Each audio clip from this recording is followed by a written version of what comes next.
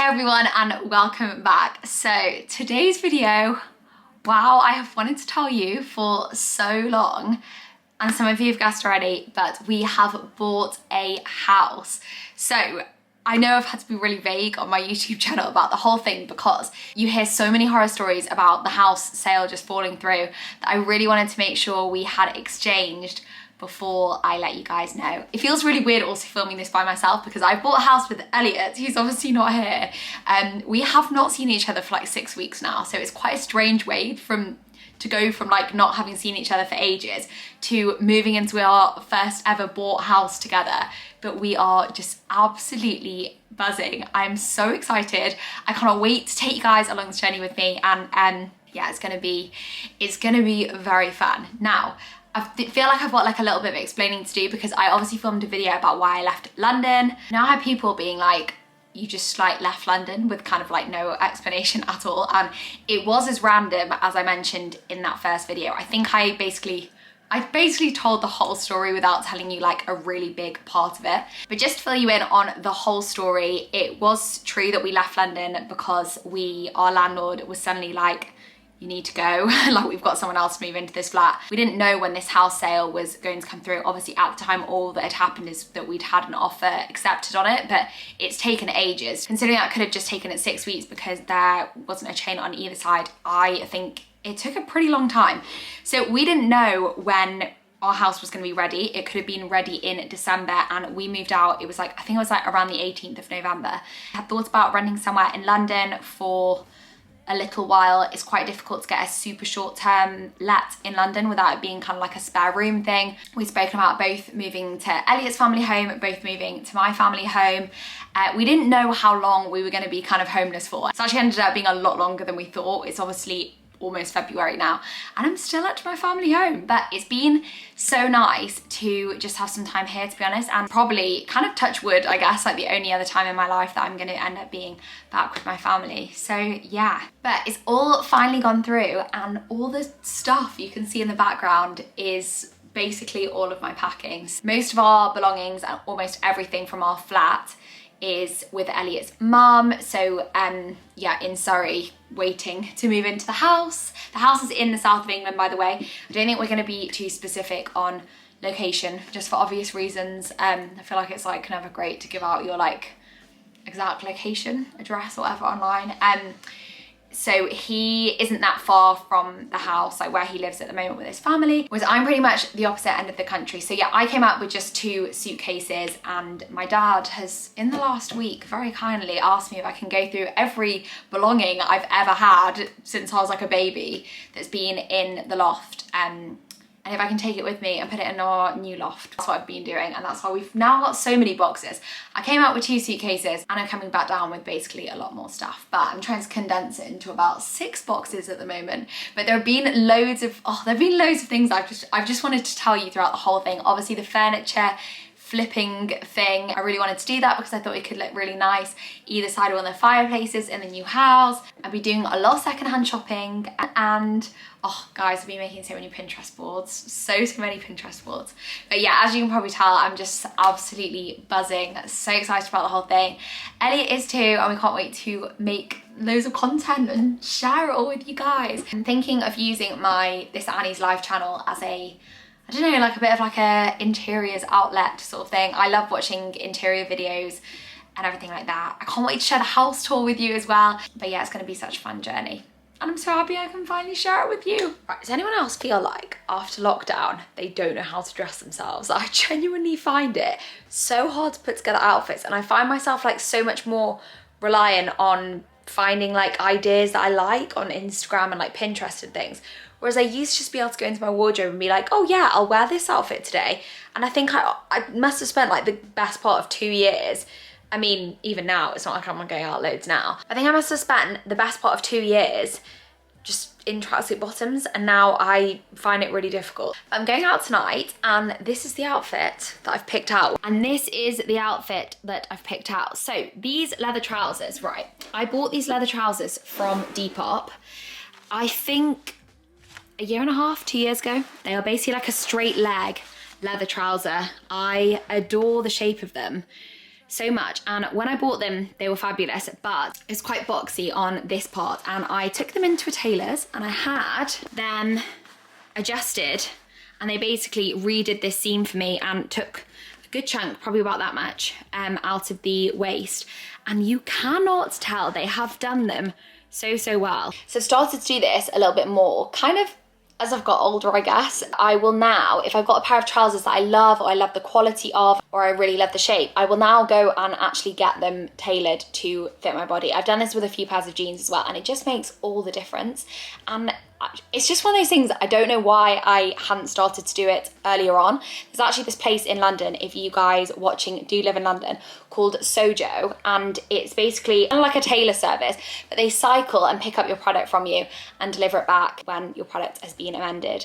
Super reliable, don't use any petrol, and they also use local tailors to that specific area, so it obviously is really helping to support local businesses as well. I'm gonna wear them with these kind of chunky black boots. This top, which I've just noticed still has the label on, but I've worn it loads of times, so I've clearly just been wearing it with the label on. Does anyone else do that? Because this happens to me quite frequently. So my home friends that live in Manchester have decided, because it's my last week up here, we should go for Thursday drinks and dinner. So I'm gonna get the bus into central Manchester and we are gonna do that. We are going to Mackie Mayer. I'll let you know if it's any good, and I'm probably gonna be a little bit hungover tomorrow.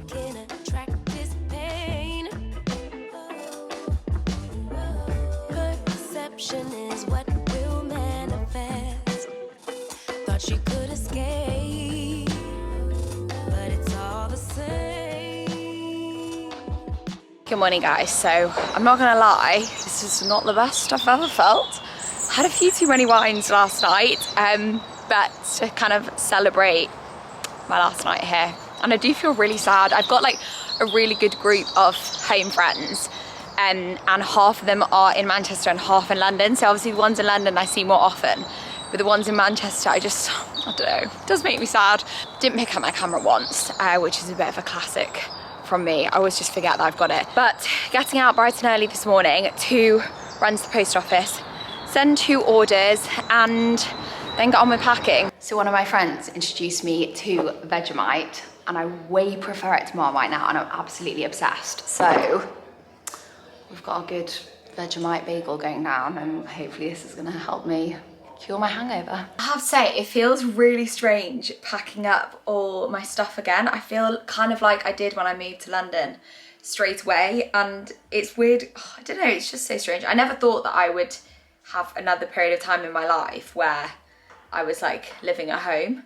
I just kind of didn't think it would happen. I thought I'd like move to London and then just never move back, which, to be fair, it's not like I've been back for very long, but having been here since like mid to end of November, ooh, don't know how I feel about this hairstyle, but it's practical. But having been here, we're serious egghead vibes. Yeah, for a little while, it now feels like I'm moving out again, and it's really strange. And then I've got like all these emotions attached to it, like, oh, I'm never gonna live in my family home again, even though I never thought I was going to. But I thought before I show you some packing, I could show you a little haul of the things that I bought from it's kind of like an antique, I guess it's secondhand, but like an antique, honestly, I think my cat knows that I'm moving because she's so attached to me. She's been so attached to me over the past few days, bless her. I really want to take her. My dad's actually like quite keen on me taking her eventually, but Elliot and I still really want to go traveling next year, hopefully. Not for ages and ages, but just too long for it to be practical having a pet. Anyway, back to the point. I went to this mill and I bought a few secondhand things which are gonna go in the house. It's the house I'm moving to, you'll see in my house tour video, which I'm sure will come really soon.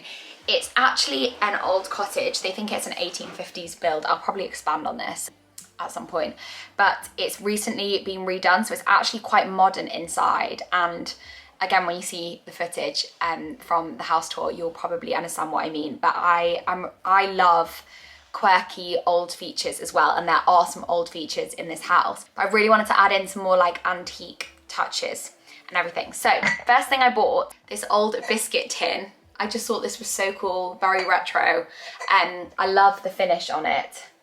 And even if we don't end up having it this way, we can have it this way. It doesn't actually seal very well for biscuits to go in, but we can probably put something else in, or maybe like pre-sealed packs of biscuits. Next thing that I bought, and I'm not going to unwrap all of them, but I got a set of bowls for £8, which is mad considering how beautiful they are as well. So they are, the brand is Churchill, and they're basically these just kind of off-white, slightly cream tone bowls, and as you can see they've got like a burgundy speckle on them. But yeah, 5 of those for £8, which was just an absolute bargain. Next thing, this gorgeous kind of smoked glass vase. I think the house is generally going to be pretty neutral, but then with the addition of like some more like slightly earthier tones like burnt orange. You saw those candlestick holders that I got for Christmas in that, this is really throwing me that it's echoing, and in that what I got for Christmas vlog, and this is kind of like a similar tone but obviously in a green, and I just thought this was beautiful and would be so nice with hydrangeas, is that what they're called? You know, there's like big flowers with sort of 4 in there. And the next 2 things are more along the orangey theme. They're kind of like a little pair, but we've basically got a milk jug in this beautiful terracotta colour, and I think the purpose of this is as a little sugar pot because it's got the little gap in where you'd put a spoon in. I just thought these were beautiful, and even if we don't end up using them in a practical way, we've got these kind of glass fronted cabinets in the kitchen, and I think they'd look really gorgeous there. This wasn't from the antique place, but one thing I did end up buying was a vase from Home Sense. I went to Home Sense with my mum, and this was £5.99, which I thought was an absolute bargain. I thought this is a really nice like modern shape as well. So yeah, super happy with that. The mill that I got most of those secondhand things in, by the way, if you are based up north, is called Pear Tree Mill, I think, and it's in Manchester, and it was full of the most fabulous things, and you can kind of negotiate on prices. I just adore shops like that so much. We've bought nothing practical apart from a sofa, which isn't even going to arrive for ages for the house, but at least we've got a few bits to fill shelves. Right, so this is one suitcase. I've got another suitcase to pack, and this is actually just stuff that I brought back with me initially, but because I got Christmas presents as well, I've actually vacuum packed some clothes just because I was really worried about not fitting in and then just having to take a load of IKEA bags full of bits. So these 2 bags are a combo of rubbish and recycling that need to be sorted out, but they're kind of there, ready to go. This whole section is charity. Hey Daisy. Oh, she's so cute. This whole section is, yeah, stuff that's going to go to charity that's still in good condition. And then this is all stuff that's going to go into my loft. It actually looks quite disorganised, but I have actually really organised this. So we've got this whole box that's kind of like art supplies and sewing things and like creative bits. This whole box is just basically a box of memories. In here I've got a ton of letters that are really special to me, like basically any cards, things that anyone's ever written. That this whole thing is just letters. I basically just keep anything that has like a lot of meaning. This is one of my squash club, Uni of Nottingham squash club photos.